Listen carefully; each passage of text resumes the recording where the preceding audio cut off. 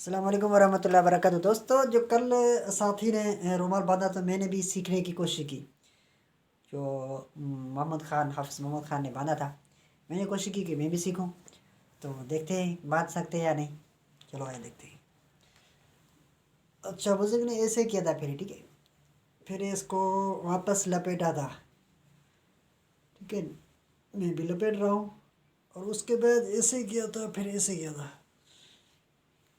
फिर क्या हुआ था कि मेरे ख़्याल में ऐसे किया था, ये पट्टी जो ऊपर से और भी आ गई, लेकिन चलो ठीक है, कोई मसला नहीं है। ये वाली पट्टी भी ऊपर लगाएंगे तो फिर मेरे ख़्याल में दुरुस्त हो जाएगा। अगर ये वाली पट्टी हम लगाएंगे तो उसकी जो है ये वाली पट्टी लगाने से अब इसका जो माशाल्लाह इसका जो है वो अच्छा लग रहा है। बांधने के बाद जो है ना, आदमी जो सेटिंग होती है वो बांधने के बाद होती है, जैसे ही बता रहे थे साथी।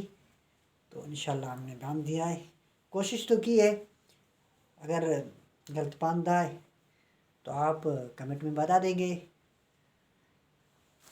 मेरे ख्याल में मैंने सही बांधा है, अगर माशाल्लाह गलत अच्छा है तो बांधा आप है। भी बता देना। माशाल्लाह अच्छा बांधा है।